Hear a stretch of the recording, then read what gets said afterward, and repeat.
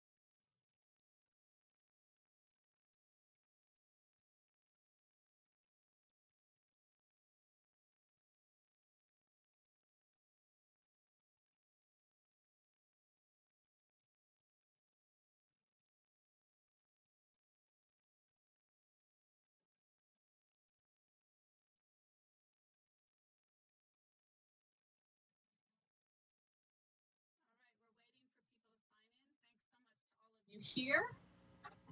We'll get started in a few minutes once people sign on.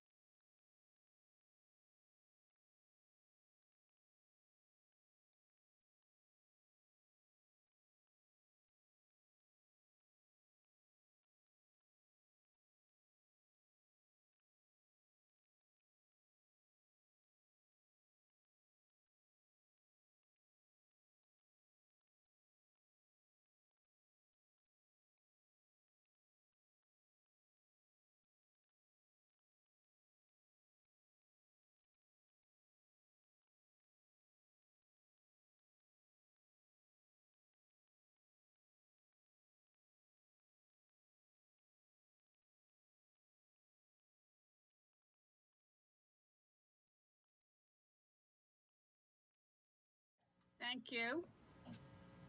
Then I think what I'll read the call of the meeting and the logistics so that we can get started, even though I believe there's a couple people still waiting to be admitted that will be admitted, Lee Ferris and John Chun. I am calling the meeting of the Neighborhood and Long-Term Planning, Public Facilities, Arts and Celebrations Committee to order. And the call of the meeting is to hold a public hearing to follow up from the initial neighborhood group hearing and further discuss how the city can work with groups. The governor's executive order issued on March 12, 2020 has authorized the use of remote participation at meetings of the city's public bodies in response to the threat posed to the public by the COVID-19 virus, and issued guidelines for the city's use of remote participation. In addition to having members of the council participate remotely, we have also set up Zoom teleconference for public comment. Please be aware that Zoom is only being used for public comment. In order to watch the meeting, please tune in to channel 22 or visit the open meeting portal on the city's website. Since we are remote and due to the rules and regulations established by the governor, any votes to be taken, which will basically consist of calling to order and adjourning, will be done by roll call. Clerk Crane, if you could call the roll of members present. Councilor Nolan, Present and audible. Councilor Carlone, absent. Vice Mayor Mallon, Present and audible. present. Councilor McGovern, absent. Councilor Zondervan, Present and audible. present. And a quorum is present with 3 members being present. Thank you. I will just make a few opening remarks and remind people of the agenda that was sent out in the reminder email this Monday morning. The agenda, we will start with a review and summary of the last meeting. Very briefly, I'll go over that. CDD will be sharing their thoughts on approaches to neighborhood groups based on their thinking since the last meeting. And then it's really open to feedback and input from all of you. We will have, if there's any public comment, I was informed by the deputy clerk that as of the opening of the meeting, there was no one signed up for public comment. If anyone does sign up, we will listen to public comment, and then we'll close and see if there's any possible next steps that this group wants to move forward on. And thank you so much to everyone who's joining today, both the neighborhood group leaders and members and the city staff, to follow up on our previous meeting and continue the process of implementing ideas around how the city can work with neighborhood groups. At the last meeting, we had nearly 40 people from 14 groups, and we got a long list of ideas to improve the city support systems. We heard from every group some highlights, successes, and challenges of their work. I continue to be really heartened by how much work goes into these groups and really appreciate everything you all do to try to bring your neighborhood group together. We've heard that every group wants to make the work they do more accessible and have tried many different ways for outreach in their neighborhoods. And we've heard there's a lot of potential for the groups if they could receive some more support from the city. We took up the full 2 hours last time discussing ideas for ways the city could support. So I want to start with a few of those highlights. And this came from all of you. Providing a place to meet when we do go back to in-person meeting, access to either city buildings or other places to meet was something people wanted. Assisting with outreach to residents to diversify and broaden the reach of the group. Provide childcare for meetings to allow caregivers to attend and make groups more inclusive. Disseminate information about the existing of groups more widely during communications with residents. Perhaps providing a small budget that might go a long way for groups, and there should be no barrier to entry. Even a small donation, which sometimes groups ask for in order to pay for instance of space, can be a burden. And providing technology support was raised. Some groups were streaming meetings on CCTV. Could this practice be continued even after the pandemic? I raised it during our budget hearings to see if there was a way that we could work on that to help all of you. And there were other ideas. Since that last meeting, I've been able to follow up with some of you with additional thoughts, and I know there's a lot more to say about these ideas. For this meeting, we'll start with this presentation from city staff on some thoughts they have about how to better support groups. And it will include ideas in the pipeline, in their pipeline for implementation. I want to reiterate and reassure everyone that this plan is not to control groups, it is to support groups. Nothing is set in stone about how the city works with groups. We really do want to hear from you and understand how it is that we can best support you in your work. So after this presentation, we'll continue the discussion. I look forward to hearing from CDD. I got a little bit of a preview, but I haven't seen it really other than what was sent out earlier this morning. And then again, to hear from you and from my fellow councilors about how we might move forward. So with that, I would turn it over to Assistant City Manager Farouk. If you want to introduce, I know Ms. Peters, and I think maybe other members of your team are here, that'd be great. Thank you, Chair Nolan. Iram Farouk, Assistant City Manager for Community Development. I'm joined today by Melissa Peters, our Director of Community Planning. And from her team, two of our neighborhood planners, Gary Chan and Daniel Wolf, or I should say, currently our only two neighborhood planners, Daniel Wolf and Gary Chan. And then also joining us from the city manager's office is Matt Nelson. And I think that's it for city staff. Melissa will go through our presentation today, and it really is an attempt to reimagine our historic neighborhood planning process, which used to be much more of city staff going in and helping to sort of problem solve, to transforming it more to a collaborative effort, working with neighborhood groups and folks in the neighborhood who may not be part of neighborhood groups to really come up with ways to empower on the ground and work with all of you. So we're pleased to be here, and I'm just going to turn it over to Melissa to take us through the process. Great, thank you, Aram, and through you, Madam Chair. First of all, I want to thank the committee for inviting us here and giving us this opportunity to convene neighborhood leaders. We've been thinking about how we can revise our neighborhood planning process to be more responsive to the needs, and the conversation we had a few months ago was super helpful in understanding that. And we have some ideas that we think respond to what we heard last time, but this, as Councilor Nolan said, is evolving, and we want to hear from you. And in fact, I'll talk more about this later in my presentation. We'd like to start having regular meetings facilitated by CDD staff about this proposed neighborhood planning initiative and how we can revise and refine it so that it meets your needs, as well as provide an opportunity to bring all the neighborhood groups together to kind of share, shared citywide concerns.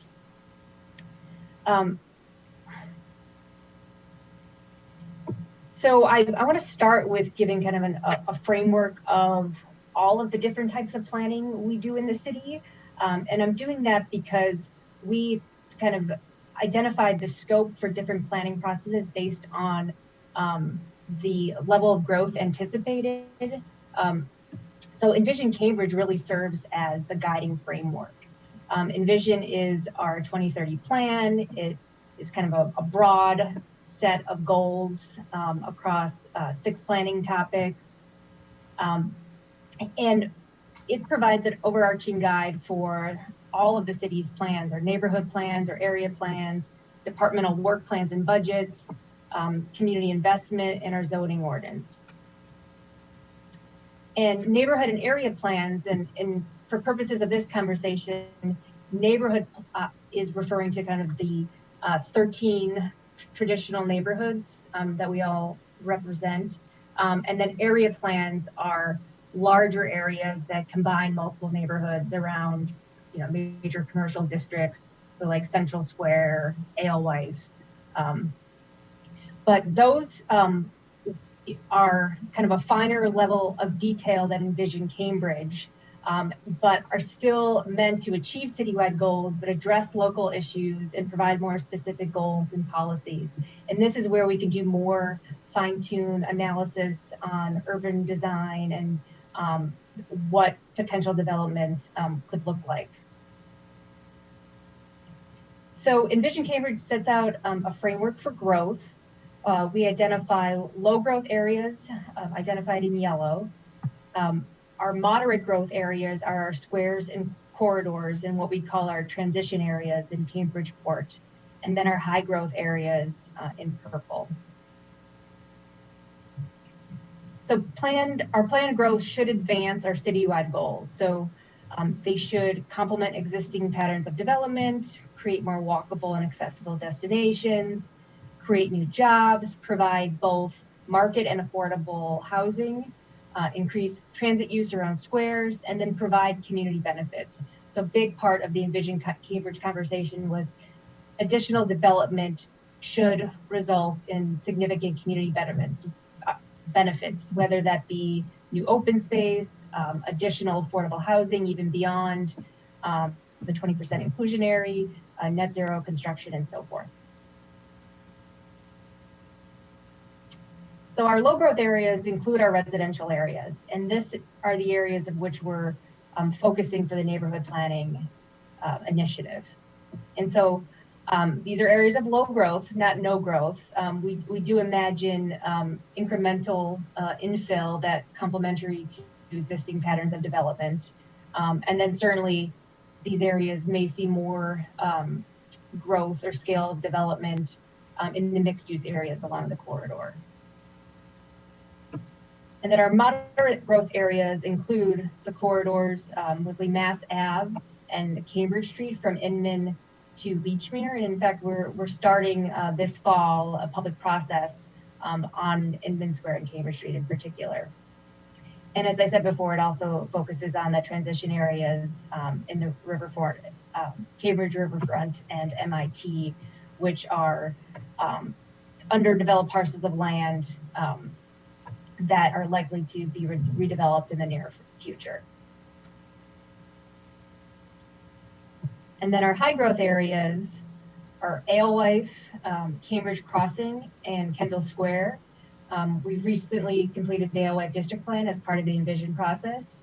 Kendall Square planning study was completed in 2013, and Cambridge Crossing is permitted and under development. So significant development undergoing in these areas. So when we were thinking about how to frame the planning process for these different types of areas that are undergoing different rates of transformation, we wanted to look at the low growth areas and then the moderate and high growth areas.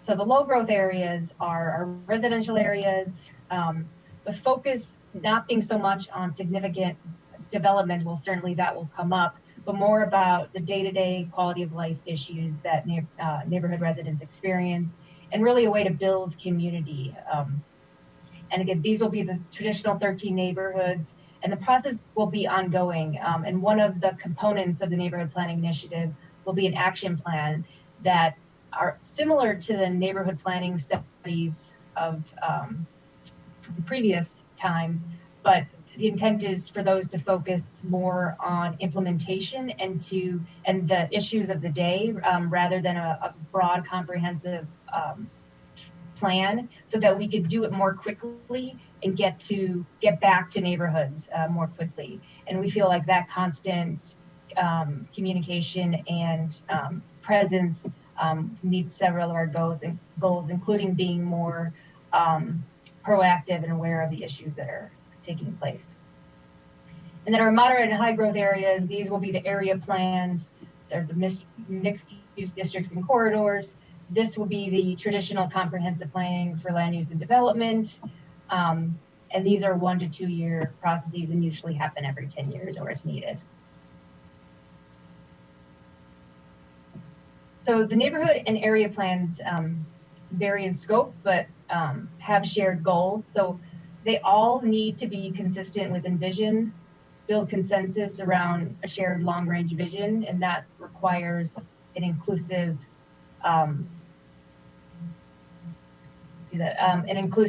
process to engage diverse communities, and it must result in equitable outcomes. So how we can apply an equity lens in determining these action plans.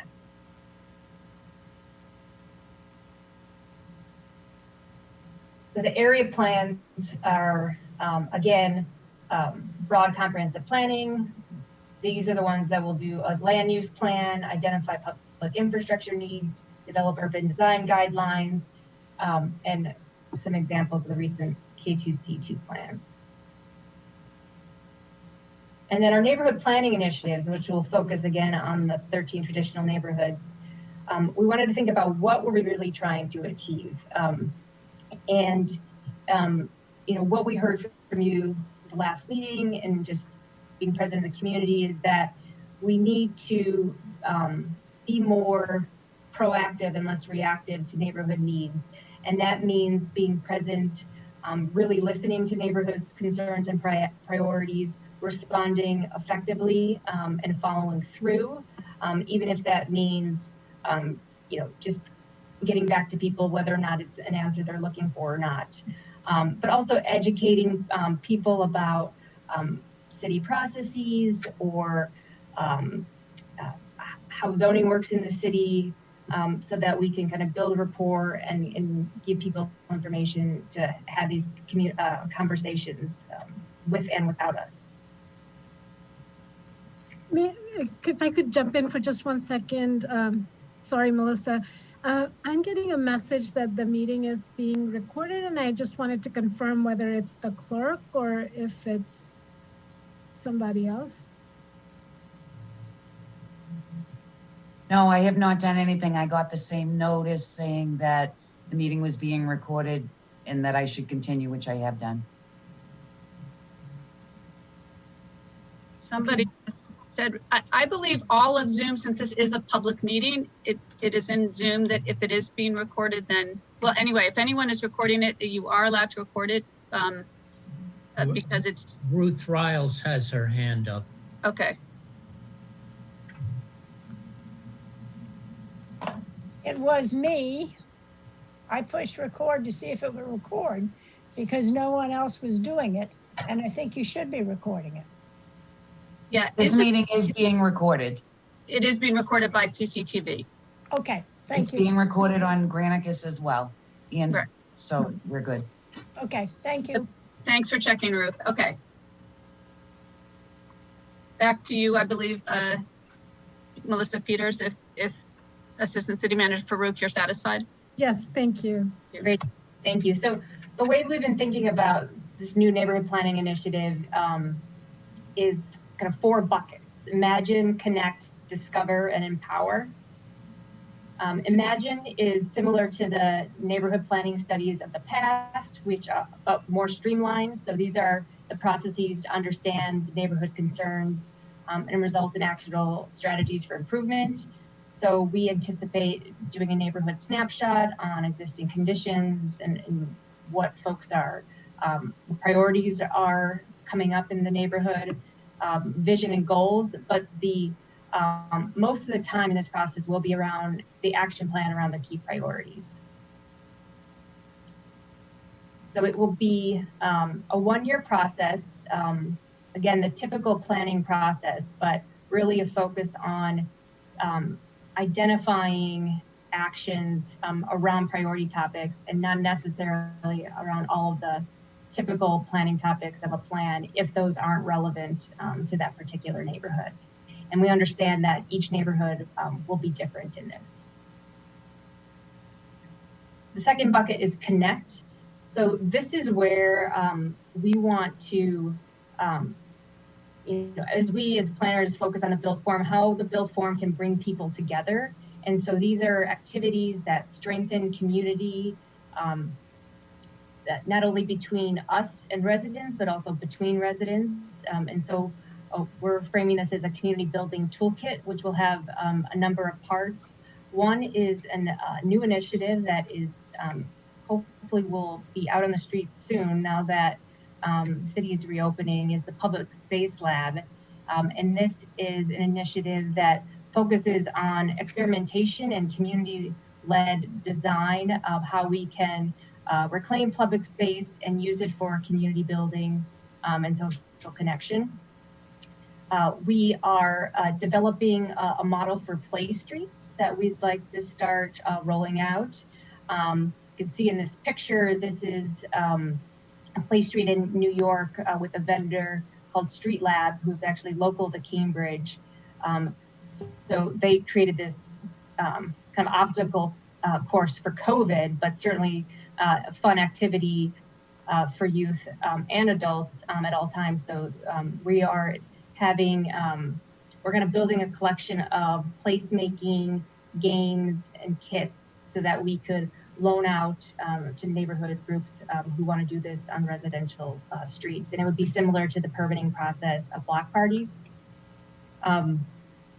Other ideas include, neighborhood photo journals, engaging people online, having meetings in a box where folks can get information about a process or a question that the city has, and can have conversations around their kitchen table with their friends and report back. And then identifying the community liaisons, which of course are all of you, and kind of having that report back through a more formal channel. The third bucket is discover, and so this is kind of our knowledge hub. So we are in the process of developing new neighborhood web pages. These will have a neighborhood snapshot on demographics and economic profile. It'll have zoning information, particularly if you're new to the community, on resources, where your parks, your youth centers, your water play, and of course, development activity. We're also in the process of developing a new community organizations webpage that we think will be more user-friendly and is more likely to be up to date. I'll talk more about that in a second. We do currently provide meeting locations available for public use. We could talk about expanding that if feasible, and then also creating a library of planning primers on zoning, on housing supply and how that affects the local market and things of that nature, which are questions that come up often. So this is just a quick snapshot of the new neighborhood organizations page. So it's a GIS story map where you could click on your neighborhood and you'll pop up the neighborhood organizations that are there. You could also link to a smart sheet, which lists all of the organizations and has contact information, which area you can download it, it's sortable. And the neat thing about this is we can send a form to the contact to update regularly. We currently do an annual survey, but we think this would be a more efficient way to get that information. And this is our snapshots of the new neighborhood webpage. So it again would feature a little information about Cambridgeport, some key statistics, links to more information about the neighborhood, zoning ordinance. It has this map that kind of, you can see the difference between zoning and land use and how they relate to each other. A map on development activity in the area. This one on the bottom right is the neighborhood resources, which you click on it, it pulls up a photo, which you can then find more information. We also will profile our neighborhood planners prominently so that people know that they have a key contact if they have any questions or concerns. So Gary and Daniel are representatives of particular neighborhoods. Aaron didn't mention, but we are currently hiring a neighborhood planner. We usually have 3, so we soon will have 3 again, and they all have about 4 neighborhoods each. And then lastly, empower. This is what really came out of the last conversation, which is a set of resources to build leadership development. And in particular, what we heard was the desire for neighborhood groups to be more representative. And one of the things we'd like to do is develop a handbook on engagement best practices that could be used as a resource, how to conduct meetings. We could find resources and send to folks. And then I've been talking with the city's community engagement team who runs outreach and engagement training program. And they currently offer training to city staff and service providers on how to do better outreach and engagement and focus on diversity and equity. Some of the modules are around cultural and racial awareness, communication, planning and organizing, community-based leadership, and they are really excited about the opportunity to making this available to neighborhood leaders. And we think this could be a great opportunity.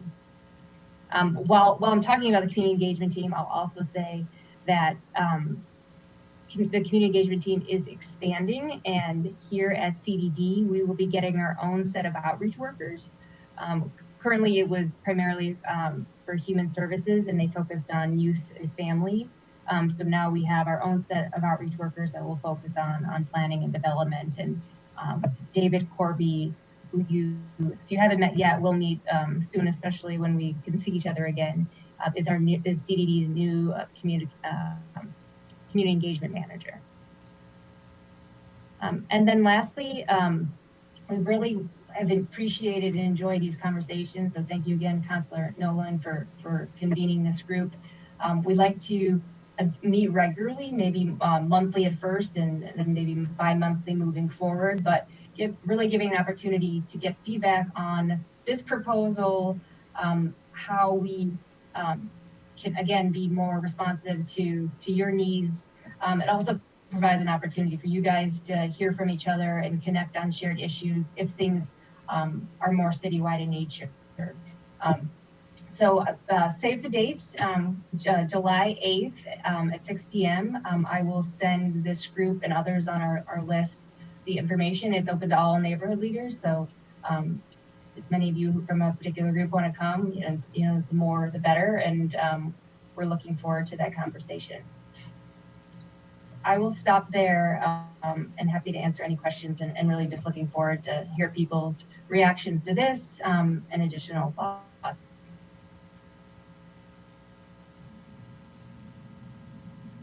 Thank you.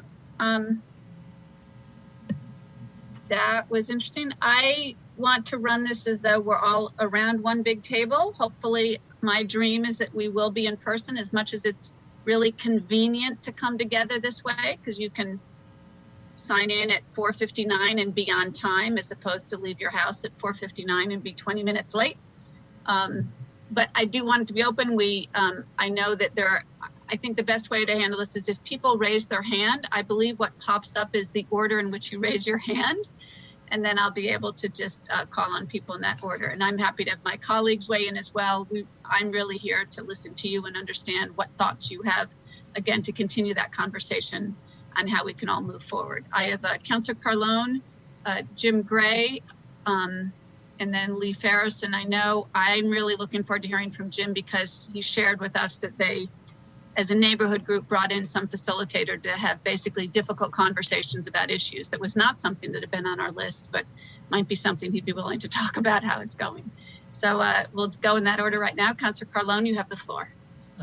Thank you, Madam Chair, and thank you, Melissa. I'm sorry I was late. For some reason, I thought we were doing a standard 5:30. I was wrong by half an hour. But I did hear the presentation, and I thought it was quite good and very thorough, and I appreciate that this is the next step of community development. Melissa and Aram, were there any thoughts on participation in neighborhood meetings? Not every neighborhood has regular meetings. But a good core does. And I remember in the past, when I was a consultant, I was sent to East Cambridge quite often. And the city had a planning staff at every meeting in certain areas. It was Alewife and East Cambridge. Is there any thinking of that, or an invitation kind of thing when the neighborhood would want a representative there to talk about issues? Is that in this kind of package? I hope so. I can start on that through you, Chair. We do already send, whether it's our neighborhood planners or whatever area of expertise that a neighborhood group might be looking for a particular topic under consideration. So if folks don't know that, I guess I will reiterate that on behalf of the department, the open invitation seems the other way around, but if you need us to be at a meeting to speak to a particular topic that might be on folks' minds, our staff are happy to attend. There's sometimes scheduling issues that we may need to work out, but we're happy and pleased to be in attendance and work with neighborhood groups. The regular attendance we have found to be incredibly challenging because the number of groups in the city has expanded considerably. Plus, I think there's a little bit of a trade-off between having groups have the benefit of city presence and it feeling like it is invasive. So we wait for invitation when there's a particular topic that folks are interested in having us speak about. Thank you. Appreciate the answer. Thank you, Madam Chair.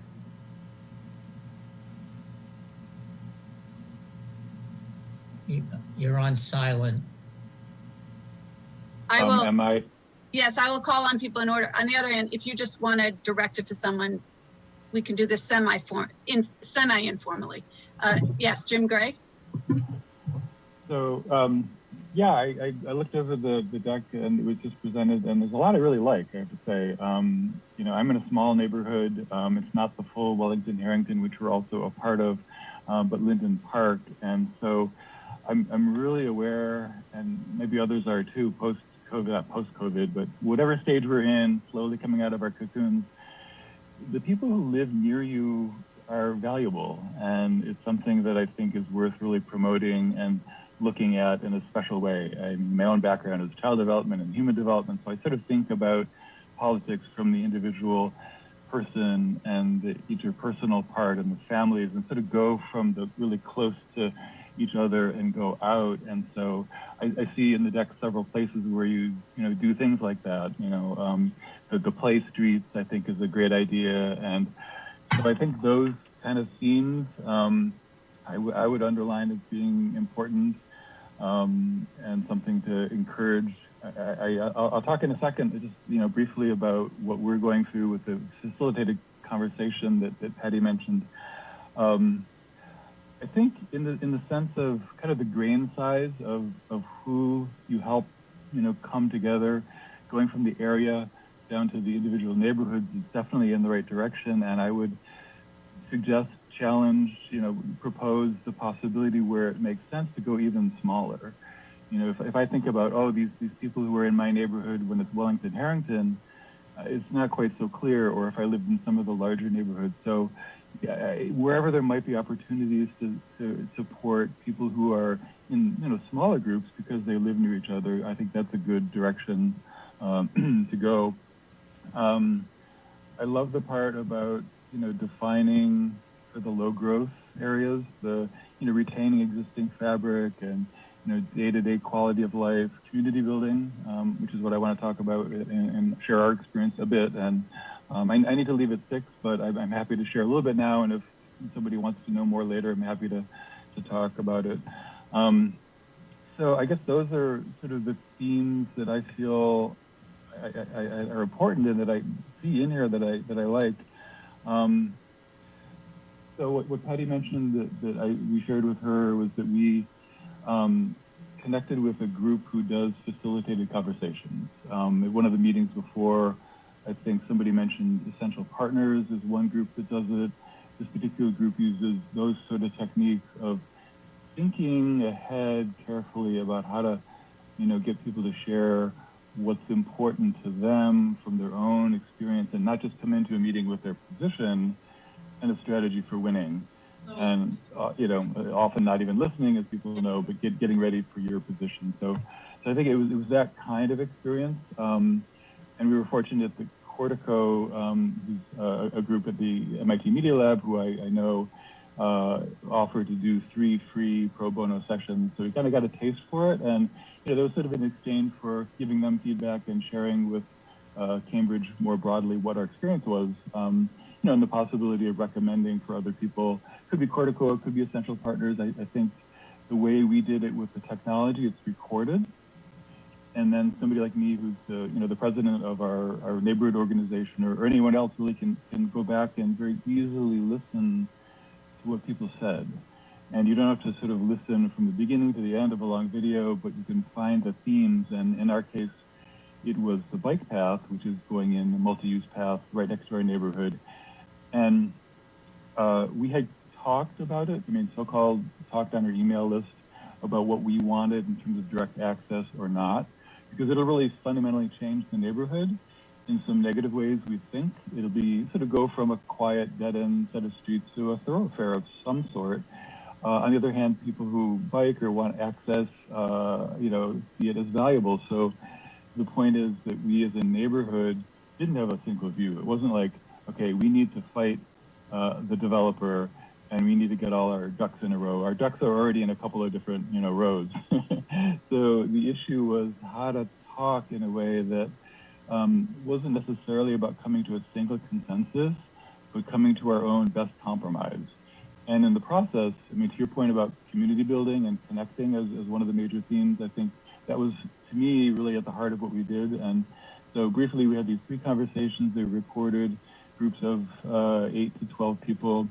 And the feedback that I got was that, for example, I was kind of pleasantly surprised. I thought we had talked about the issues, but I feel like I know my neighbors in a new way. And so, like I said, I think in another context, I'm happy to talk more in particular about, Cortico and what they offered and the technology part. I guess the one last thing I'll say about that is that if it is a contentious issue that is not unique to your neighborhood, any issues of social justice, or in our case, bicycle access, is shared around the city maybe and around the country. And so you can actually hear voices, literally the voices of people sharing their experience of gentrification or, whatever the issue is. So, people get a sense of being heard and not alone. And I think in my view, it's a very appropriate use of the technology part. And at the core, the value, so far the strongest value was people hearing each other in new ways because it was facilitated. So I guess the one thought is if the city wants to further expand connection as a theme, look for ways to start, really close to home, families and groups who live together and sort of help people think from there out, along with kind of the top-down sort of perspective. And I think both are important. And then 2, I guess, would be to think about how to, make it easier. Steve Jobs got famous as Apple not by creating new technology, but by making it easy to do something. So I think the kind of things you're doing with kits that help people do what they kind of want to do, but just a little easier. The biggest struggle we've had so far is, even though this is an important topic, finding enough time to do it. So, anything you can do to help people use their precious time, I think is, money and time well spent. And in particular, if other people want to experiment with the Cortico process, I think they'd be, happy to talk to folks. So that's kind of the gist of it. Thank you. And now Lee Ferris and then Phobie and then Vice Mayor Mallon. Hi, I'm Lee Ferris, and among other things, I'm the president of the Cambridge Residents Alliance and also working on putting together a port group. I was very interested in the presentation. I have a lot of questions and responses about it, but I want there to be room for everybody else. So I'm wondering if CDD could set up some kind of way for us to give feedback to you that is also visible to all the other neighborhood groups at the same time, written feedback. And that was actually one of the things that was, I think, good about the Envision process. I was on the Housing Working Group, and the committee members were able to communicate with each other to at least some extent between meetings. And so if we're going to be having monthly meetings with community development, I would like those to not just funnel up, but be able to, be mutually engaged. And I know that's not always how the city does stuff because of open meeting law, et cetera, et cetera. So I'm asking you to think about how to have it not be top down. Because if it is top down, we won't be able to learn from each other very easily. I think what Jim was raising about the facilitated conversations is really interesting, and I definitely think probably all of us could use some aspect of that. And yeah, I think in the interest of not taking too much time, I want to save my other comments for something written that will help to shape the agenda of the July 8th meeting. Thanks for convening this, and thanks for the presentation. And I'm looking forward to re-engaging with neighborhood planning. Yep. Thank you, Lee. And I do want to say it was hidden in one of the emails we sent out that after talking with some of you and also CDD, this distinction between what's a neighborhood group versus, there was some question of should we be inviting tenants groups, should we be inviting citywide groups? Lee is both part of Cambridge Residents Alliance, but also is starting to form a neighborhood group and has been part of a different smaller neighborhood groups. But honestly, we, last time there was a concern that to invite a group like maybe DSA or Our Revolution or ABC, that didn't seem to fit in with this rubric. That is an open question. If you all feel, differently, we're open to that. But right now, just to clarify, we made that decision because it really did seem there was this distinction between focusing on folks with neighborhood organizations. And it seemed like, well, tenant groups also have a different venue. So if anyone questions how it is that we decided on that for this meeting, that's what I want to say. Thanks. I should also say I didn't happen to get the emails for this meeting, so if they could be resent to me, that would be appreciated. Great. And I know that you have been working with a few different local neighborhood groups. Phoebe and then Vice Mayor Mallon had put and again, I'm just going by hands up. Anyone who wants to talk, feel free. This is your meeting just as much as anyone else's. Thank you. Yes, Phoebe Sinclair over here at Advocacy Bone Community. I just want to say thank you for the presentation. It was really cool to see what y'all are thinking about and to see pieces of what we all described at the last meeting sort of woven in. I'm particularly excited about the website piece. Maybe that I'm showing my Gen Xerness and that I really like the digital element. And I think it's really helpful to at least have a home for all that information. And particularly, as a neighborhood that's having a whole name conversation going on right now, it's hard to direct people to where to find the information. And we have our own website. It looks like it was built in like 2000. So it would be helpful to have another place for people to just type in and find, information about us and also information about what's going on in the neighborhood and all the different groups. Because I don't, from the last meeting, I realized I didn't even know a ton of the groups. And I thought that I had a pretty good idea. The kits idea seems really cool. I've actually seen here in this neighborhood people who want to do a thing who are not necessarily connected to us, to come to us. And we just don't have the resources as a small neighborhood organization to build out a whole program for people for their particular block or something like that. But the idea of having ready-made kits or ready-made information in terms of what all these things are and who works where and who to talk to, I think would be enormously helpful for folks in the community. And then the last thing I wanted to say is a little harder to describe, but the materials that y'all put together, they tell a very concise and helpful story. And yet I'm also aware that there's a sort of neutrality to them that people don't experience in their own lives. And I don't know how to bridge that divide because zoning isn't neutral for people, even though the word zoning is neutral and the idea about how you do that and what a city, thinks about, all of that is process stuff, but folks experience that as displacement, or they experience that as, their neighborhood changing in ways that they didn't agree to, or didn't understand what's happening. So I think I don't know where that fits. I don't even know if that is a fit necessarily in this conversation, but I'm still really acutely aware that there is this sort of border element where folks have this feeling of something has changed and it doesn't feel good to me and I don't know how to describe it. And then the national conversation is talking about, gentrification and displacement and race and class and all these pieces, but the local conversation is talking about the physical element. So how those things come together is, it's a question that I have too, working here and trying to support folks who have these, these issues that are specific to their identity sometimes, or specific to like how they've come to live in the city, but don't really connect to how we talk about the city or how the city talks about itself. So that is all. Thank you, everybody. Wow, that is so, it just crystallizes it all. I'm going to call on Vice Mayor Mallon and then Doug Brown. If some people are having a hard time raising their hand, is that right? I don't know if anybody has tried.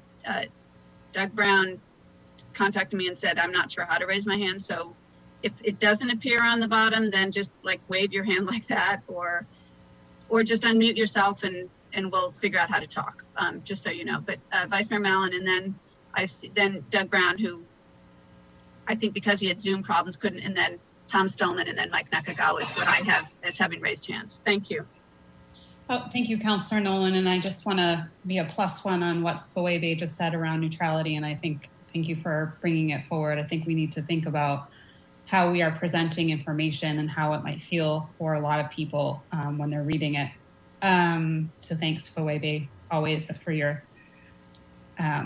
words. I want to just say to Jim Gray and the group, I have used Cortico as well for facilitated conversations, and they do an amazing job. And the way that they present the information and material makes it very, very easy to kind of pull out quotes, find where the consensus is, and it does do that hard work of bringing people together and to how to talk in a way to come to our own best compromise, which is something that I thought was really powerful, Jim. So thank you for bringing that forward. I think, we've used them with the city, we've used them with the Family Policy Council, and we've also used them in the Cambridge Rise, the basic guaranteed income, the focus groups that we've been doing with potential candidates, and it has been really, really powerful. They envisioned it to be in person. It's sort of an in-person activity, but they have transitioned to sort of this more virtual world as well. So I would put my weight behind the city providing Cortico or someone like them to neighborhood groups who want to have these tougher conversations where everyone's duck isn't in a row and you don't have that David and Goliath fight where you're all on one side and you're fighting for a common goal, that there are a lot of different ducks and trying to get move past the listserv, right? Because we've all been there. It's not a fun place to be. How to move past the listserv and really hear one another. And that's where I hope we can take some of, COVID gave us a lot of gifts that I hope that we can bring forward. And one of those was the fact that we need community and we need each other. And to be resilient, truly resilient, we need our neighbors, we need our friends. So having Cortico, having some contract with Cortico for neighborhood groups could be an interesting thing for us to think about coming out of this meeting. I'm going to leave it there because I think there's a lot of people that are still want to talk, but I did want to just echo Jim Gray's words around Cortico and hope that we could maybe move forward with some kind of contract with them or someone like them. Thank you, Madam Chair. And thank you for letting us know about the specifics of Cortico. Doug Brown, you wanted to? Yeah, thanks, Patty. I really wanted to, first I wanted to commend Melissa and her team for really putting some thought into this. And I think there's a lot of good stuff in the presentation that we can build off of. One thing I do want to make sure is there is a little bit of a read of top down, as somebody mentioned previously. And I want to make sure that we brainstorm a little bit about how we flip that so that it doesn't really sort of come from the city about how we're going to engage from neighborhoods, but that there's some level of self-determination around neighborhoods can sort of say how they want to engage. A good example is, it's not all about zoning. Neighborhood groups do other things too. We had a pilot for the play streets, and unfortunately because of the pandemic, it was canceled. And so that's something that we're really interested in doing more of. We host a regular block party on Halloween. We get 600 or 700 kids. One thing I would say is, I think we really should recognize existing events that have long-standing kind of status, because it's not a simple process to get those things approved. And so to say that, well, the play streets will be as easy as getting a block party permit, that's to me, as someone who gets those block party permits, not necessarily the most lovely idea. You know, another thing, just sort of speaking off the cuff here, you know, I had a meeting today about Tobin, and I think it's an example of where we're sort of engaging with neighborhoods when we want to, not when the neighborhoods want to. You know, there's been a lot of outreach to neighbors, meaning abutters, but not necessarily to the neighborhood association itself. And, you know, they're in the process of working out how they're going to actually run that site for the next 4 years. And the answer back was, we'll send you the documents when we're done deciding how we're going to run it. And to me, as the guy that's going to live in this environment, in this neighborhood for the next 4 years, I'd like to have a little bit more of a warm feeling that I'm going to have some say in how they're going to run this. Not trying to shut down a project. I'm just trying to recognize that we got to live here. The other thing I think is, you know, going back to this idea of self-determination, that maybe, you know, one of the big issues in the city right now is housing affordability. And every neighborhood is different. And that's not to say that neighborhoods necessarily should be able to decide who lives in a neighborhood and who can't live in a neighborhood. But there are differences across the neighborhoods in sort of how they're structured. You know, even something as simple as how much housing costs in different neighborhoods and how it's organized and what the typical size and shape of buildings are. These types of things differ from neighborhood to neighborhood. And so I wonder if it's worth sort of exploring the idea of maybe we go back and ask the neighborhood associations, if faced with this issue, how would you solve it in your neighborhood? Because it may not actually be the same in every neighborhood. And it's not to say that it's, you know, in our neighborhood, it's okay to discriminate. It's never okay. But there's different factors at work. You know, we have a much higher home value here, and that creates a different environment with different factors that kind of need to be addressed. And so I think it's important that maybe we reach out in sort of trying to solve some of these issues and ask the people in these neighborhoods what ideas they have to solve them. I think my last point is, you know, the pandemic has been difficult for neighborhood associations. We have not met in, I don't know, 18 months face to face. And so I think, but at the same time, as somebody mentioned, I think it has the opportunity to sort of redefine the relationship between neighbors and neighborhood associations and the city itself. And I don't know that that's necessarily easy, and I don't think I have any answers around what exactly that future should look like. I think there's some interesting ideas in this presentation that are worth exploring. And I think as someone involved in a neighborhood association, I'm willing to try. But I do think we need to get out of this habit of vilifying this group or uplifting that group. I think we all live here. We all need to come to some sort of agreement on how we're going to go forward, both as associations and simply as neighbors and citizens. I think that's all for me. I've got some childcare to do in the background here. You'll go viral with your kids. I think if anyone wants to respond to that as they talk, that's next. Tom Holman. Hi, I had some comments to make about a word that was used in Melissa's presentation, empowerment or empower. It was, I think, the last of 4 items as she was presenting things, and that's a mighty important term. And Phoebe's brought it up, not in those words, but she's brought it up, and so has Doug. How, you know, what is empowerment to a citizen of Cambridge? What is empowerment to a neighborhood organization? And I tell you, if a zoning change has occurred next door or down the block and it's affecting you, and you feel it's the first time you've heard of it, or you feel you've attended all the meetings and nobody was listening to you, that's not empowerment.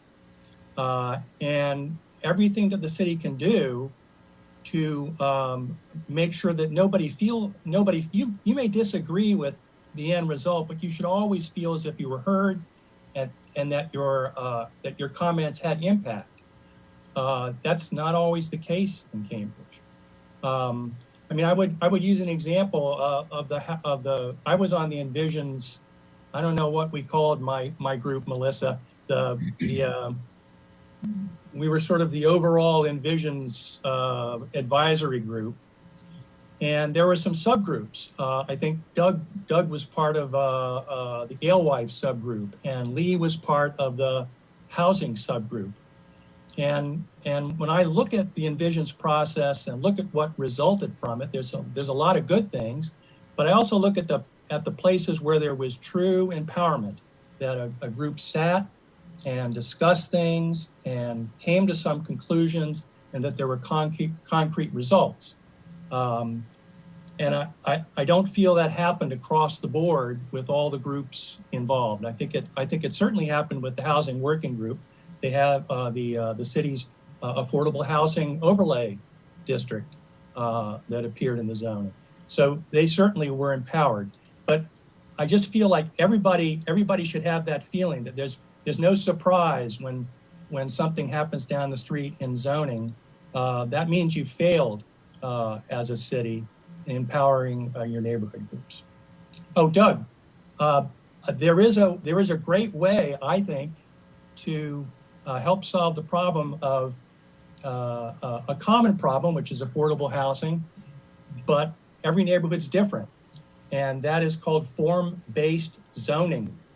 I was really hoping at the beginning of the Visions process that Cambridge might start to move in that direction. They have not done that yet, but form-based zoning acknowledges that neighborhoods are different, and that people grow up in those neighborhoods and expect a certain environment around them, and it's a way to preserve it, but also introduce new things. Thanks. Thanks. What I have is Mike Nakagawa's hand up. I'm not sure if anyone else here has their hand up or just wants to hop in after that. That's the only one I have with the raised hand. Hi, Mike Nakagawa. I'm part of the Alewife study group, among other groups, but talking more about the Alewife area now.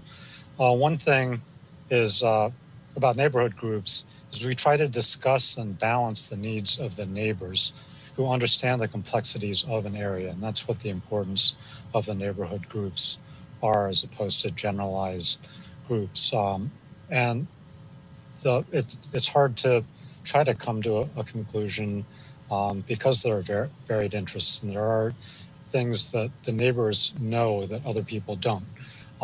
Like in our discussions with IQHQ, which is doing a major development in our area, they came up with some ideas, and then we said, "What? That completely doesn't work with our neighborhood because of this." And like, oh, I had no idea, on numerous sorts of things, and you see other sorts of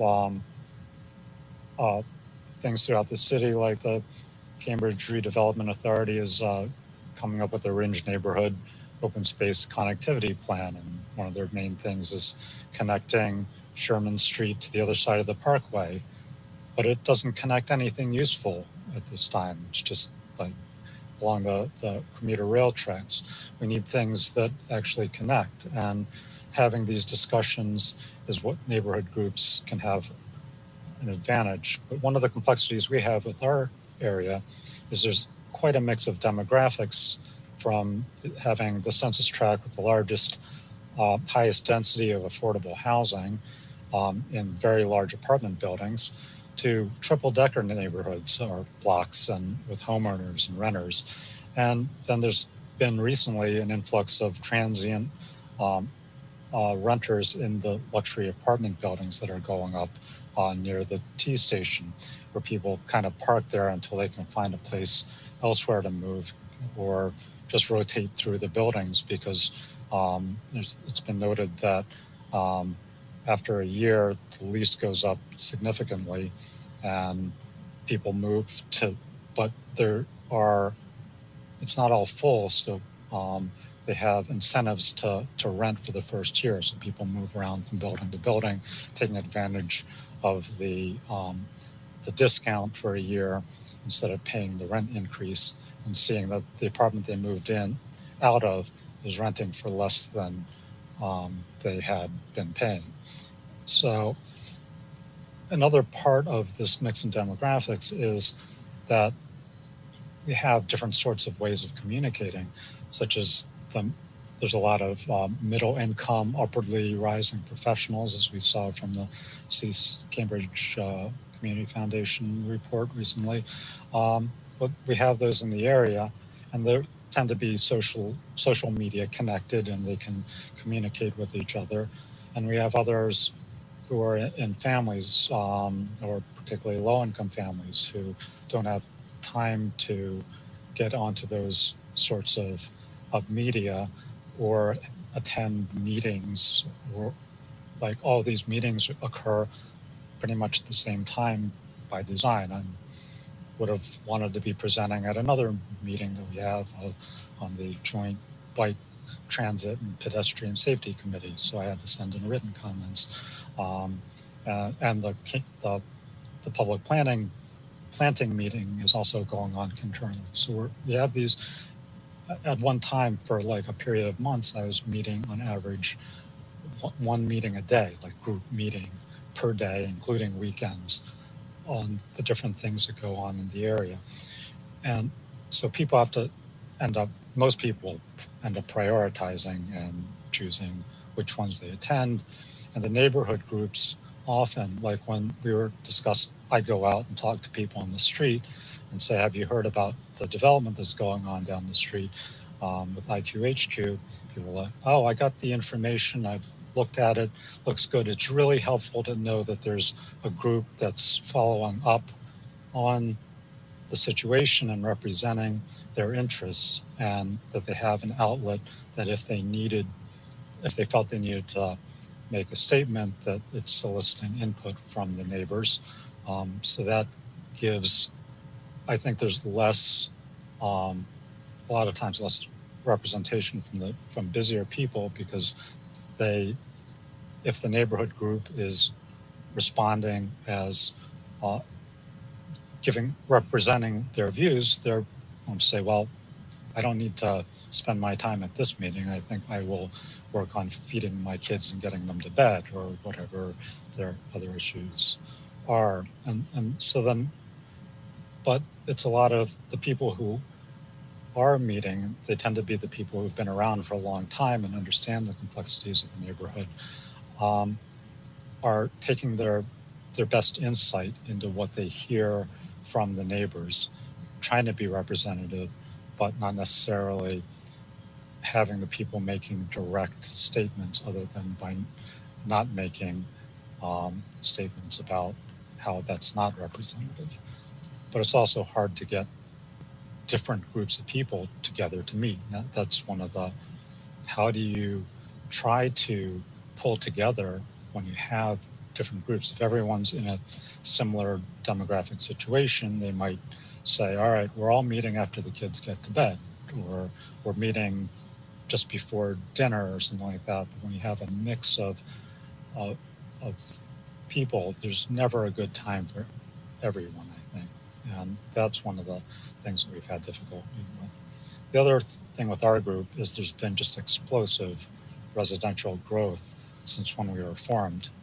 When we were formed, Alewife had pretty much no residents from Route 2 down to Fresh Pond. The Acorn Park area, the Triangle, the Quadrangle, they didn't have people. Just in the past 10 years, there's been over 3,600 units of housing built or permitted or in process within a half mile of the T station. And they tend to be in the really large apartment buildings that are hard to penetrate from an outsider in order to get to be inviting, and we're separated by a pretty busy highway too. So these are difficulties that different neighborhoods might have, or different regions. We may not be able to cover all that we used to cover before. And I just think those need to be considered as to, like, the Alewife study group was originally part of the whole North Cambridge area, but North Cambridge goes from the Arlington line to Porter Square. There's a lot of differences as you go along the way from the Raymond Park area to the triple deckers in my corner of North Cambridge to the apartment buildings that are coming up. So it becomes more complex when you have that, and that's part of the difficulty in planning. So I just wanted to bring those issues up. But thank you for the work you're doing, trying to make those connections, because as part of the climate change resilience and planning efforts by the city and various groups over the past years, social networking is an important part, probably one of the most important parts of having a resilient community, neighbors looking after each other. And it's something that needs to be enhanced, I think. Thanks, Mike. Yes, forming neighborhood and places without neighborhood groups. I realized before I was doing this meeting, I thought, oh my gosh, I live on Observatory Hill, which is a neighborhood, and there's no group, so I don't know who to invite. I haven't started it myself, but it's certainly, that area is as big as many of the other areas. It has just one holiday stroll, but it is even business and a lot of houses. So it's really interesting to figure out how it is that neighborhood groups even form and how we learn to talk with each other. I have that Susan and then Ruth Riles raised their hand. So Susan, go ahead. Yeah, thank you. I just wanted to go back to the comment before Michael, I think Tom, about the a perception and experience that the city does not really listening in its public processes and isn't all that interested in the actual input that people have. I thought about participating in the Envision process and decided not to. And my conversations with several people I knew who were involved in it said that it was pretty clear pretty early on that the city had a plan and you were just there as a prop. And so that that there wasn't the kind of listening that really was wanted, and people felt, at least the folks I spoke to, felt they were wasting their time, and some checked out early and some just said, well, I'll go through the motions, but didn't have a lot of hope. This particular subject has come up a couple of times in our last Port Square Neighbors meetings about the city not actually listening. And I think I just want to put that on the table, because I think there are definitely folks, like me, who've lived in the neighborhood for a long time. I've been to probably meetings on 4 different cycles of what to do with the median along Mass Ave, North Mass Ave, 4 of them, and this issue's come up a lot, and it doesn't really change. And in that, like, I get it that it's a difficult issue, that there are strong religious feelings about it. It can't stay, it's got to go, blah, blah, blah. There's a better solution there in the middle. And I have heard over the years, neighbors who live in this area, who ride bikes and walk and so forth, offer some pretty interesting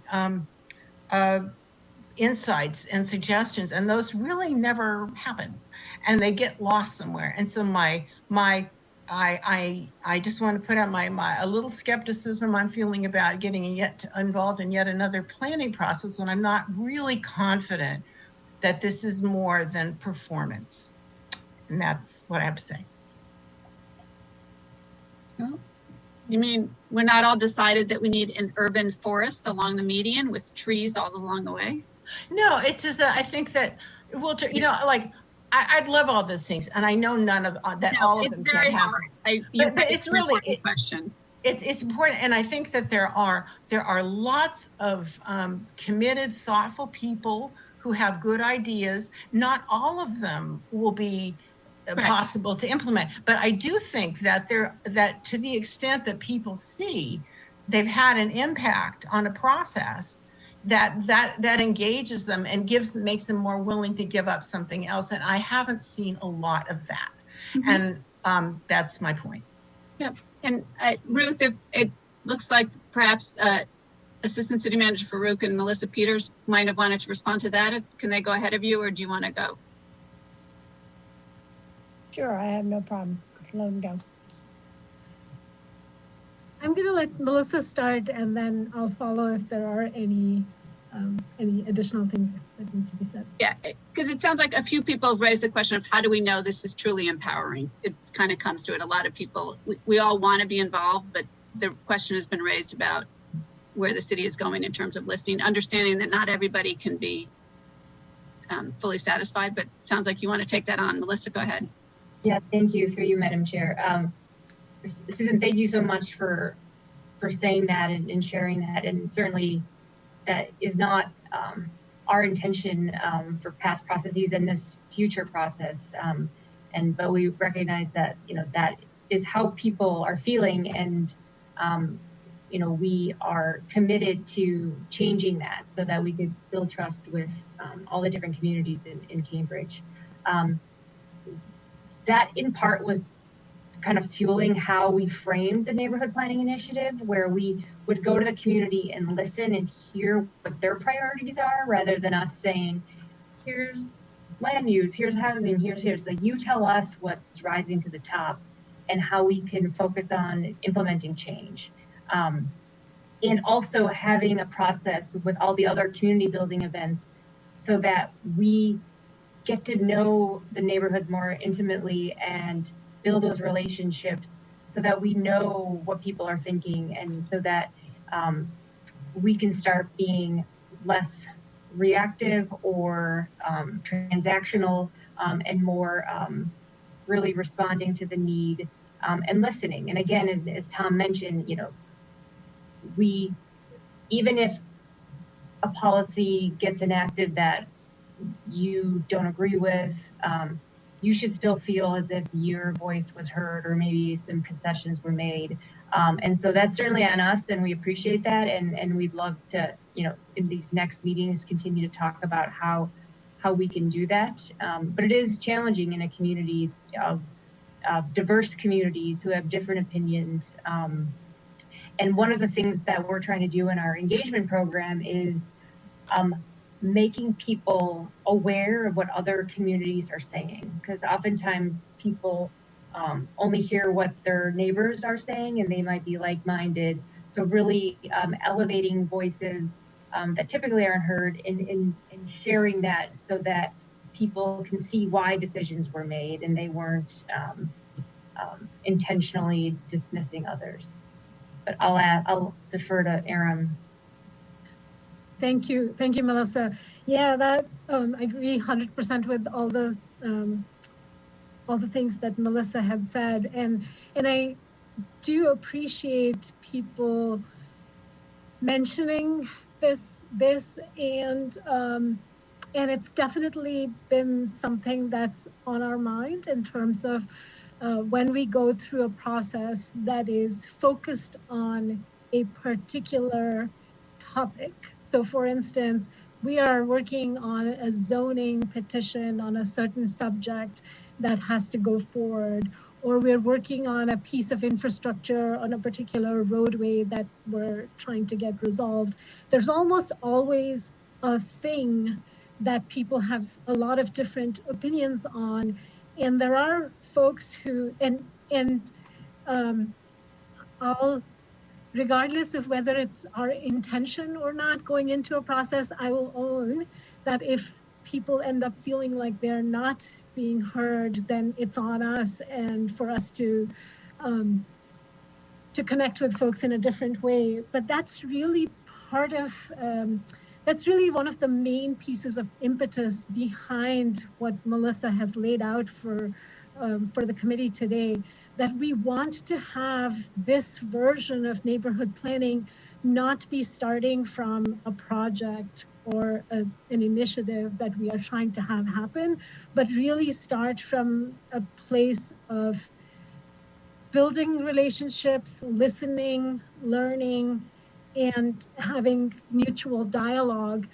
So what Melissa has described in the presentation is a universe of tools, and I think a number of you have noted that a neighborhood should actually have agency in terms of focusing on which of those make the most sense for them.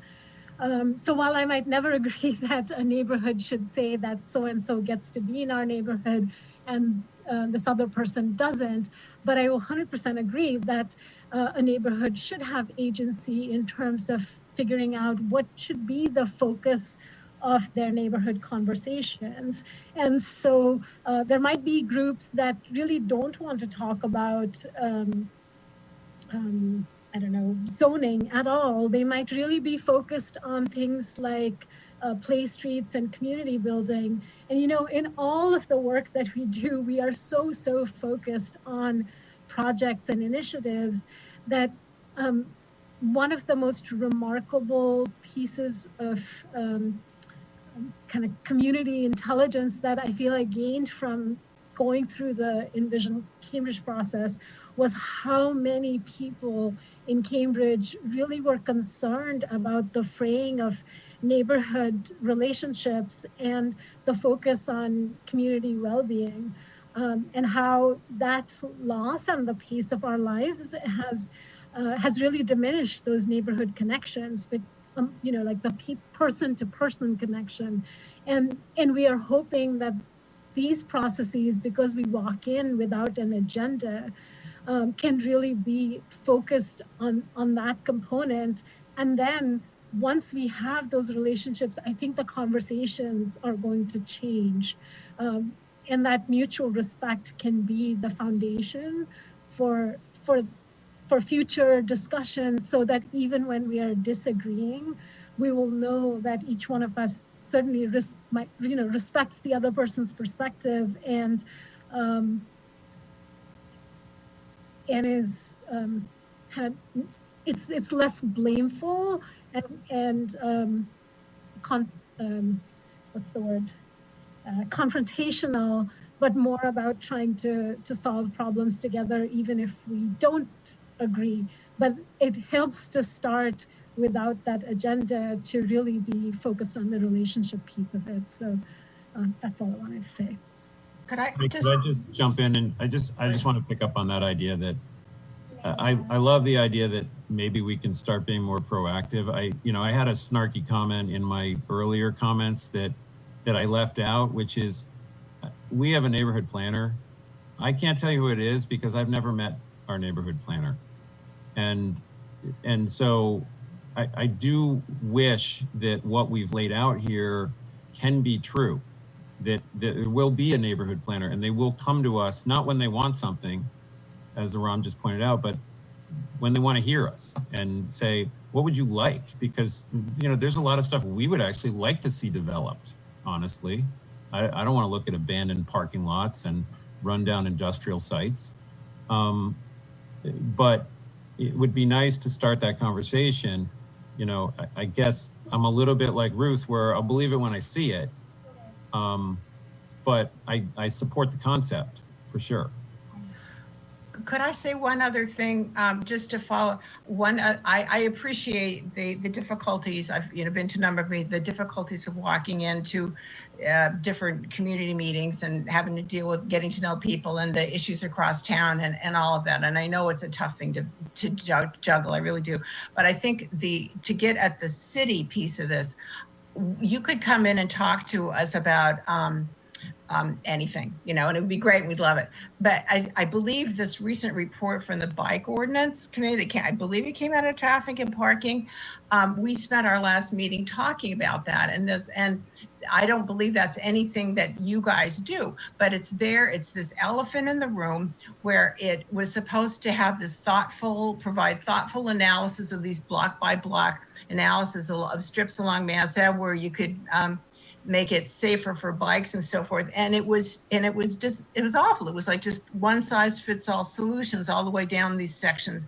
And it's that kind of thing. You see it like here, they spelled, the people who knew what they were doing spelled it out in the ordinance, and the city itself didn't even bother. They just met the deadline. That's what it looks like to me. They met the deadline. So this is another factor, and it's like you guys can do all the things that you do and do them well and talk to people, but there's other piece of it too. It's a larger thing, and it's the city, and it's a perception, and it's like, and some of it is before. Aram and Melissa, before you ever showed up, this has been a longer thing, and I just want to put that out there because it's there. I'm not a resistant. But it's there. It's there, and something from the city that looks more integrated, that looks like we're looking at all these things. And the bike thing is just the worst fear. It just like confirmed when I saw this. Okay, nothing's changed. And I will stop talking now. I've had my 15 minutes or more, but I thank you for listening. Yeah, we had Ruth was going to talk before, and then Nicola, and it is good, as hard as it is. This is the kind of discussion we have to understand the issues that are coming up and move forward on them. But Ruth and then Nicola, if you wanted to talk. I was going to say, before Susan and the various discussions we just had there, that as you build out a web page, Neighborhood Connecting, you might want to remember that many of our neighborhoods have web pages and Facebook pages and places that you might want to look and you might want to direct people to, etc. I sometimes don't think anybody from the city ever looks at any of that stuff, but it's there. As to what Susan was just referencing, and I would preface it by saying that I was on the advisory committee along with Tom, et cetera. And I both enjoyed and felt I was contributing to a good portion of the envision process, but also at the end, particularly with housing, felt that there was a preordained ending and we were being shepherded toward it. And then came AHO. But at any rate, leaving that aside, I am sending an email asking specifically for help on the bike safety thing, on the ability for us to react block by block to what the city dropped, to talk about how we, and I bet when I say we, I'm talking about the small businesses up and down Mass Avenue who stand to lose their parking and their loading zones. In a cooperative way, but how do we take pen and paper and mark up our blocks and think about how there can be give and take on the road? Because we're not road designers. But anyway, I'm going to ask that specifically.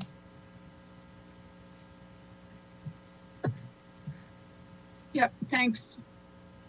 I don't know if you want an answer here, but Nicola, you were next on the. Yeah, I think it leaves soon, so I'd love a chance to chat. So thanks again for Patty for convening this, and thanks for the city for being responsive to some of our requests. I wanted to call out a couple of things. I echo some of the things that Ruth and Doug and others have said.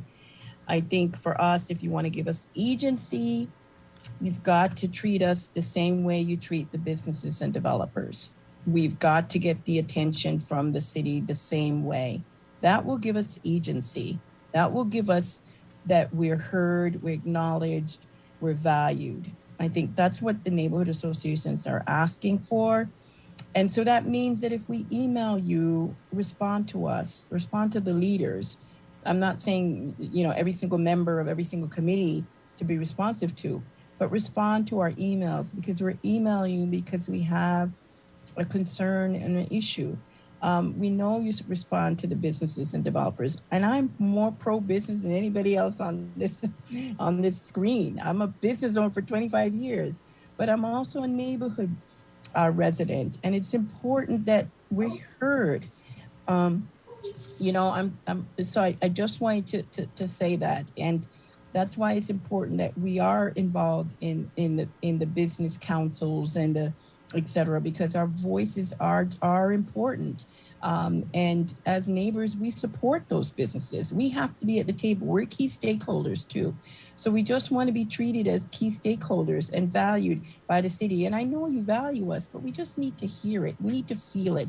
We need to be acknowledged in terms of our value. That's all we're asking. And you could do that in very simple ways. The fact that you having this meeting is important. The fact that you're putting together a website is important, but we want you to go a little bit beyond that. You know, we need to feel that you are responding to us as well.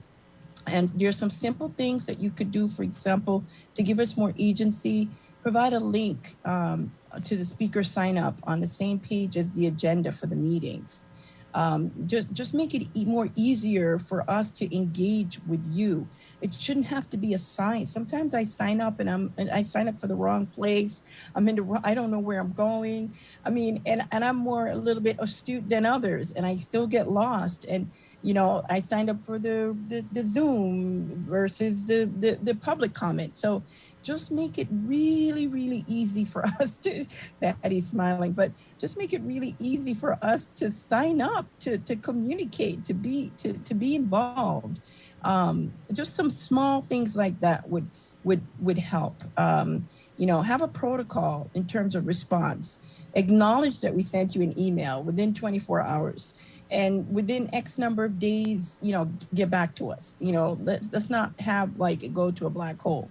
So that's all I'm saying. Or maybe it is that you'll respond to the leaders of the group. Whatever it is, just let us know so that we can really build trust and really feel that you are working with us. Because we're involved as volunteers because we care about this city.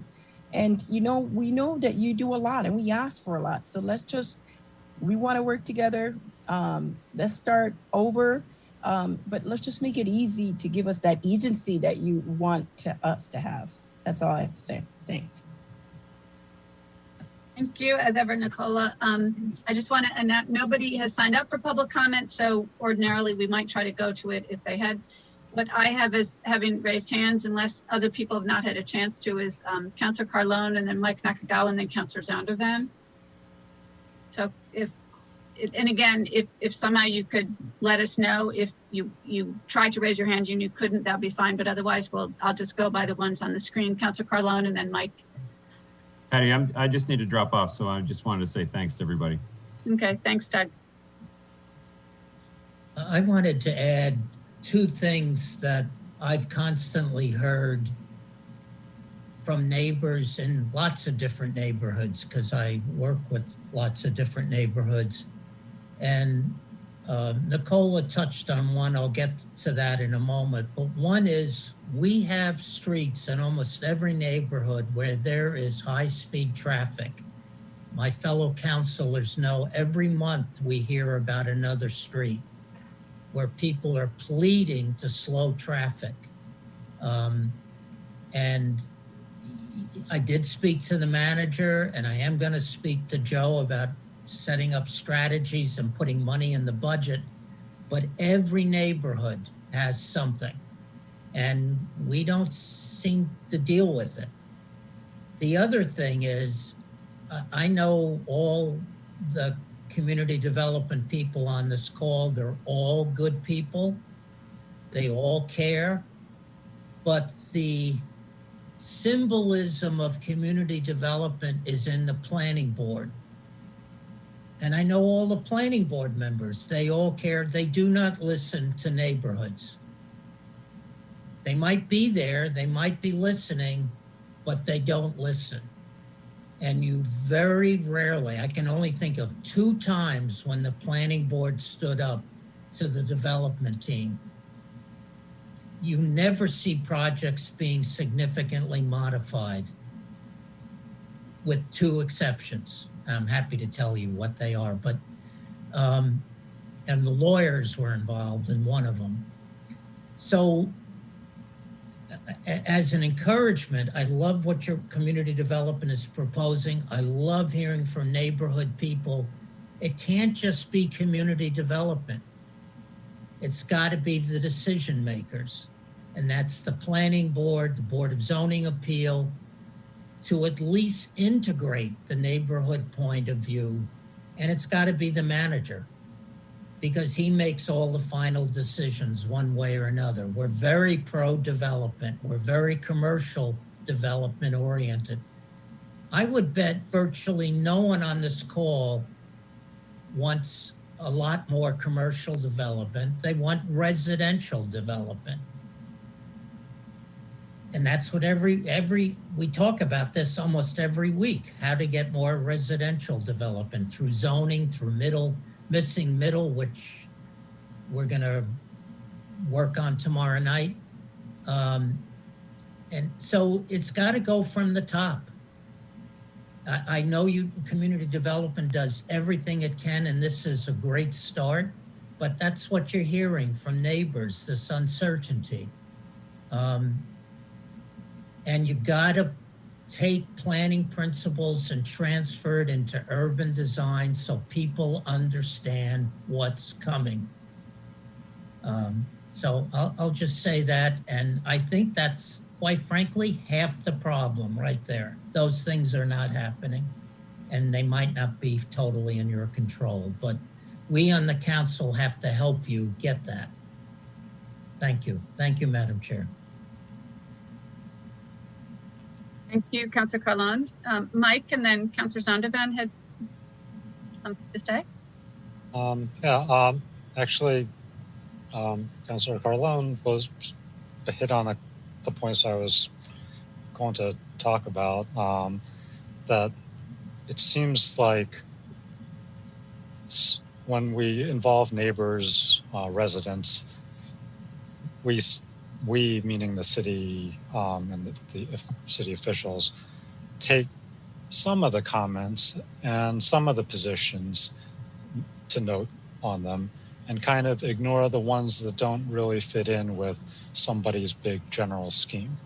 And I know that community development works hard to try to integrate things, but it seems like you have the good discussions at this community development department, come up with great plans, and somehow those don't, depending on what it is, certain ideas don't get translated in the right way, and that weren't part of the discussions. And so that's a problem that we see as neighborhood groups, is we've learned certain things of it's not worth it. Like whenever there are things that come up in the neighborhood that say more, say, development, everyone talks about traffic.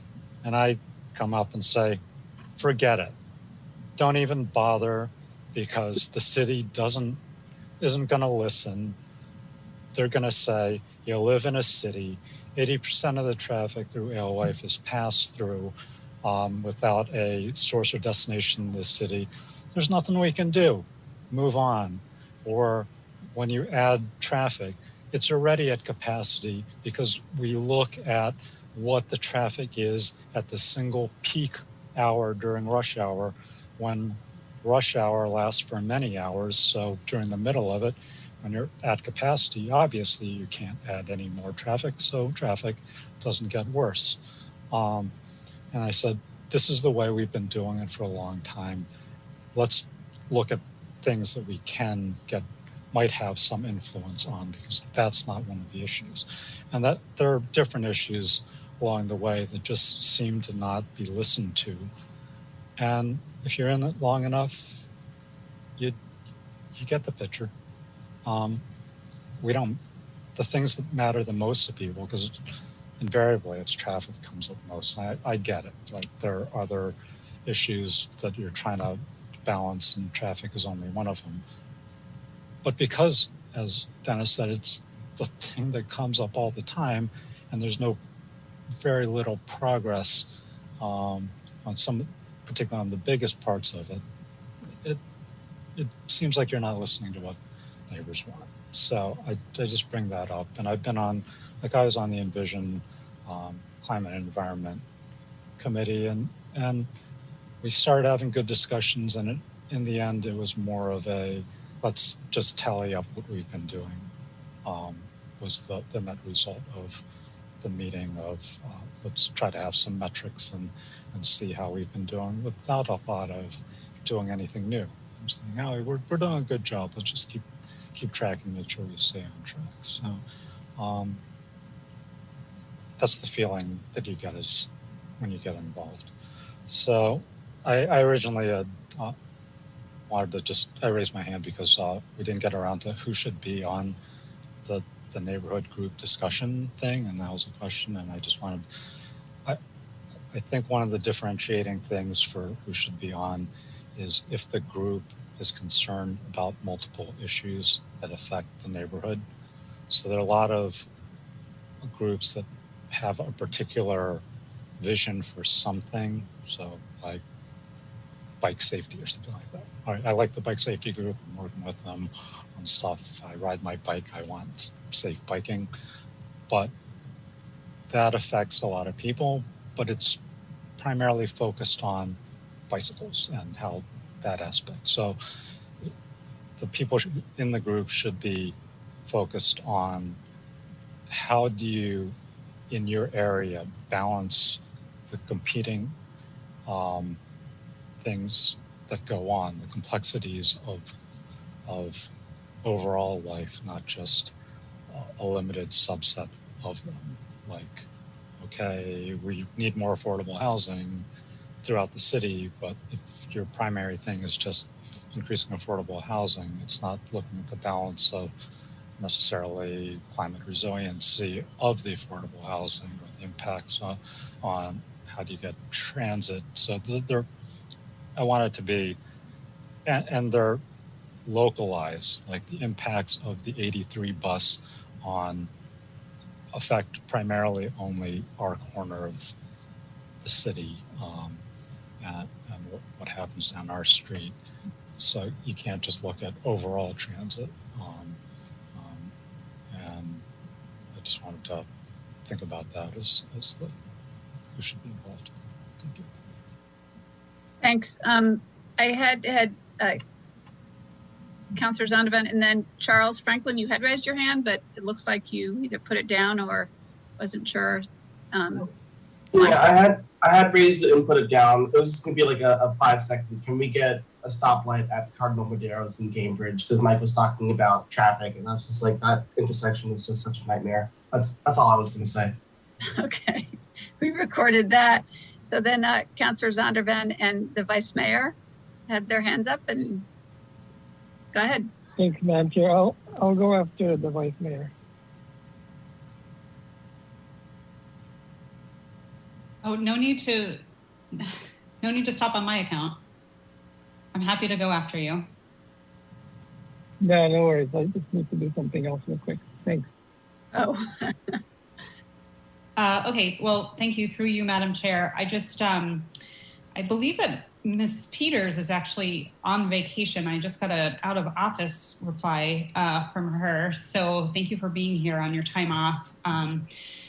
I also just wanted to go back to the presentation because I think we haven't talked a lot about what has been imagined here from our last meeting. And I want to say that I think it's really exciting to think about what was talked about last meeting and then internalized at CDD with Ms. Peters and the group. And then we are, imagining here today about how the city could work better with the community and the neighborhood groups and also how to better support them. So it looks like phase 1 is around organizing and then visualizing, and then we've got some strategizing, formalizing, and realizing. I'm curious, one question I did have, because it seems like CDD wants to engage with a large section of the community rather than just the members of a specific neighborhood group. And I'm wondering how CDD is going to both reach out into the community and reach those community members who aren't necessarily part of a community group or neighborhood group and get their input and feedback, but also introduce them to these neighborhood groups. I think there's a way for us to do this sort of circular motion here, and I'm wondering how CDD has envisioned that process and how that will work. Through you, Madam Chair, thank you for that question. To reiterate, when we talk about the neighborhood planning initiative, it's the neighborhood broadly. It's not just a particular group that certainly is a major stakeholder, and we are happy to engage with and go to meetings and get feedback, but it's one of several communities. And we've found that for engagement to be successful, you need to have a multimedia approach and use a variety of tools and strategies. I mentioned before we have a new community engagement manager who has great experience bringing doing inclusive engagement. The CET model is a good one, and we find having liaisons from underrepresented communities is super helpful to organize focus groups, to do surveys, but also doing digital and analog engagement, and really first starting off when you scope a project in understanding who will we hear from. No matter, we'll come to the traditional public meeting, city hall, and then who won't we hear from and why not? And so is that a single mother or, young parents with a toddler who, have bedtime at, 7:30? How can we work around their schedules, or allow them to engage on their own time in social media? And we recognize that the quality and quantity of those engagements are different, but that's kind of our job in synthesizing that and presenting it as a package to the full decision-making body.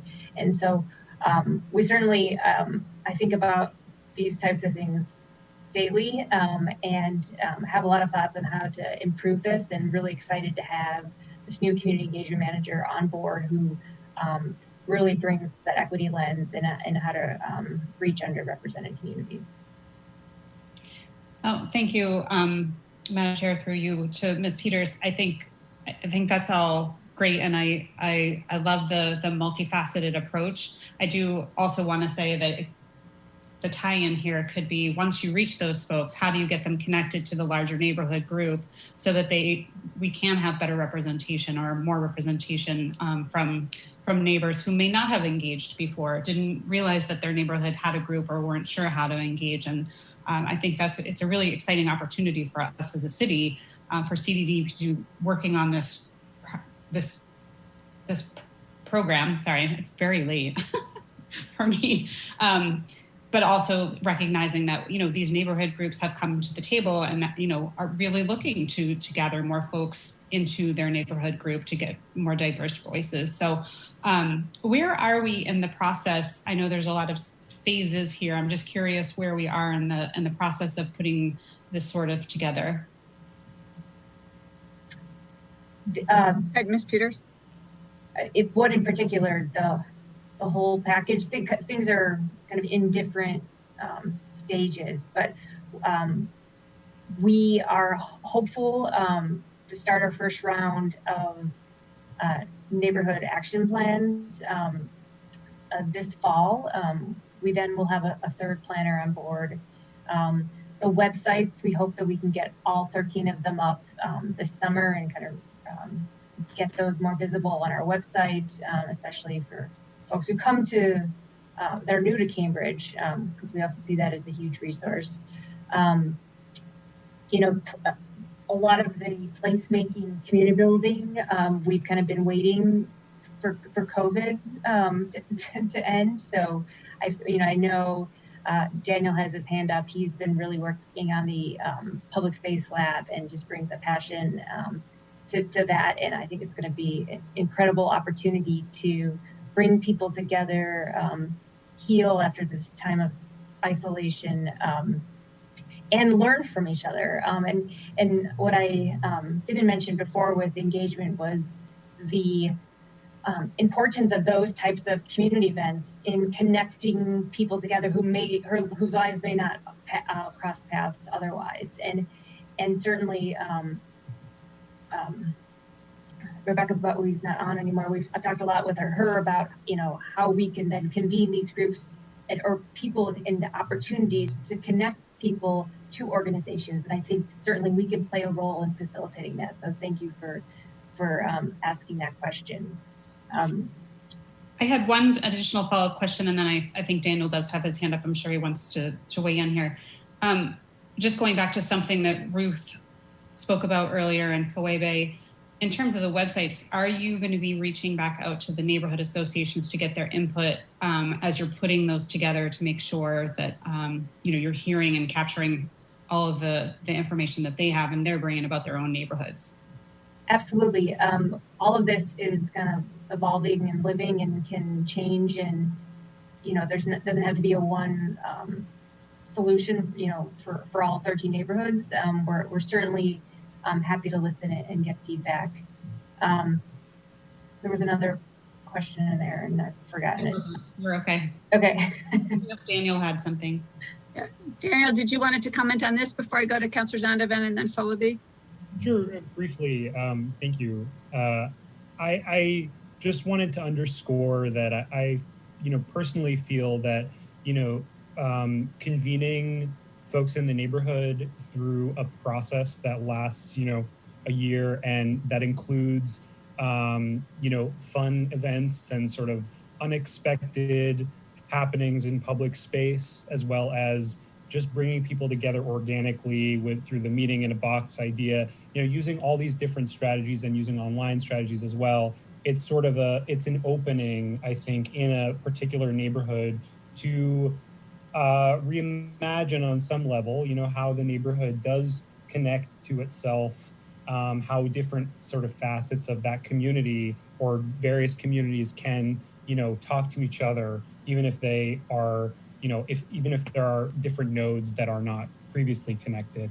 And I hope that if we can all collectively hold some of these values around inclusivity in the way, prioritizing that and asking these kinds of questions, I think that, we can come to some greater understanding around, how we can all sort of be more open and inclusive in our engagement, both from the city and from these, these neighborhood associations, and then other, other kinds of groups, other centers of social life and community and organizing. Well, I have been saying that we all need a summer of fun after what we just all went through collectively and separately. So I'm really excited about the public spaces and reimagining them for the summer to create that community, because we all deserve a real summer of fun. So I yield back. Thank you, Madam Chair. Thank you, Vice Mayor. I can't wait for us all, maybe all of us on this call right now should decide that we're going to do a flash mob somewhere. I will not be singing, but I'll participate with any of you and follow it. Okay, Adam, we're on, all right? And I know the Vice Mayor has done this a lot in the past, so we're game. I hope you're all excited about it. Let's arrange it. Okay, although now Councillor Zondervan and then Fawebe wanted to talk, and then if no one else does, we'll wrap up so that we can all be done by 7. Thank you, Councillor Zondervan. Thank you, Madam Chair. I'm getting a head start on your flash mob. I'm outside in my backyard, at least. Really appreciate the conversation, and I think Councilor Carlone and many others have expressed quite eloquently, at least partially, the sort of elephant in the room here, which is that people aren't feeling heard, and I think part of the challenge isn't that we need more conversation, it's that we need more openness to hearing from different voices and different perspectives, and we do need less of an agenda going in as to what the city is expecting the answer to be, and kind of driving that agenda rather than listening to what people actually want. I think the other challenge here is that and I know we try very hard, but we're just not being very representative.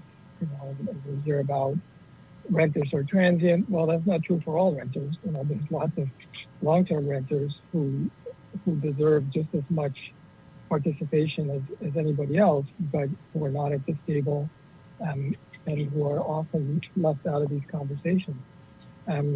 People who are unhoused. They're still very much members of our community, but they don't have a specific address where they live, and that gets in the way of them being invited to participate in these conversations. So and I'm sure there's many more. So, really thinking hard about how do we, broaden the table and really get much more diversity of voices from our community members into these conversations, and to really give people the space to say, this is what we need, this is what we're looking for, this is what we want to see in our future, and have less of the sort of agenda driven, we're going to develop this site, we're going to develop this area, and we're just here to get your opinion on what color the building should be.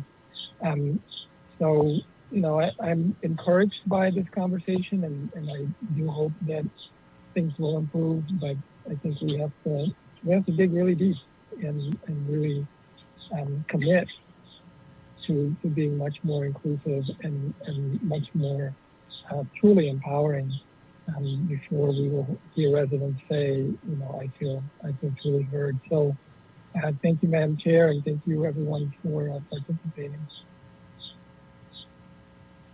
Thank you, Councillor Zondervan. Faludi? Thank you. This last piece really, I agree with Councillor Zondervan. I feel heartened because in a way I've been standing here with sort of like a pounding heart, but I also feel like an elephant in the room is like the idea of equity, right? Like I have been at a neighborhood council meeting where I saw the city come in and describe wanting to do something that was going to be more accessible, and then community members not care, right? And so for me as the facilitator, it's important that a public park be accessible. It's important that all these voices be heard, but there are also forces at play where people it's not important to them, so that's like a real tension that happens. And also I think about that when I hear about inviting people into community groups where they can be shouted at, so there's also that piece that's happening as well. And, having been to so many meetings and experienced so many different things over the years of doing this work, there are different languages that people are speaking at. Some folks are speaking an equity language. Some folks are speaking like a long-standing community member, a lot of experience. Like there's a whole different ways of speaking to one another. And so part of what I worry about is just like a conflation of listening with agreement, because I feel like they're not the same thing. I mean, I feel like one's going to be listened to and not agreed with, and then what? So that's sort of like a missing piece. So to go back to my little story about like watching someone not care about someone else's accessibility, that person might have come out of the meeting and said, well, the city didn't listen to me, because they decided they wanted this accessibility thing. And that's not true. Listening happened, but it wasn't necessarily agreement. And folks may not necessarily have understood what really was at stake there. Like if you're able-bodied, it may not be obvious to you what it really means to have a public structure be welcoming, not just like okay, but welcoming, like you belong there. So I think that that's also an element that happens that I watch like in real time, this sort of, what is real for one person isn't even in the conversation for somebody else. And that's not, the city is not 100% responsible for all of that, but I think that really hits for folks, and it comes into play when things are not going in the direction that people want them to go in. So I just wanted to also, call it back to that equity piece, because there are many people who won't ever come to a meeting, and we know that. But sometimes they're not coming to the meeting because they're not welcome at that meeting. And the meeting folks don't know that, or they don't understand that there's a dynamic at play that they themselves are a part of, that could be worked on. It doesn't have to be the end. But there's all those, there's time and money and y'all have lives and children of your own. And all of these other things that are sort of, all wrapped up in what's happening. So, and I remember like part of the reason that we're here and we're talking about this is that there's some real heavy stuff that happened at community meetings, and there's a real need for repair. But how do you do that? And do people agree that there's a need for repair? So there's all that piece that I feel like I'm living with as I'm like watching this and understanding more about what it looks like on the side of the city council and the city team. And on my side, sort of like having watched a lot of stuff that I feel embarrassed about, at a human level at community meetings, but also knowing that we have a goal, to live together. And like, how do you do that when there's so many different, things at play? So that is all. Thank you, everybody. Thank you. We have literally 2 minutes to be respectful to staff. I'm going to just wrap us up now. I think what I would say is we have a lot of trust to build and we have a lot of conversations to have. And yet I think this is starting a really good process of open, transparent conversation and bringing people together. I am happy to have the city convene this all leaders. What my response to all of you is, if you need or want the city council in on some of this, let us know. But otherwise, CDD will be convening meetings. I'm happy as chair of this committee to continue to convene meetings. I don't have to for me, but I do want to hear from all of you. And I think I'm sure my colleagues do as well. When and if you think what would be helpful for the council to help all of you. I do think we on the council can also reach out to more neighborhood groups. And also, as I said, even in my own neighborhood, the Fresh Pond Residents Alliance kind of by default represents my neighborhood, and yet we are a separate group and we don't have an organized group to represent some of the folks who have expressed interest in many of these things. It's the same true for some small businesses in the area. Since there isn't the neighborhood group, the equivalent of the Porter Square Neighborhood Association, I just mentioned today to a small business person about some city program because there wasn't the organized group that they had heard from. So I'm excited that if we can move forward, I think all of us can take this out and understand that there's some people who, as Phoebe just said, aren't comfortable going to a meeting. They might not, but we should invite them and make sure that we try to reach out to them. And I also understand there's a challenge. We all understand that with outreach.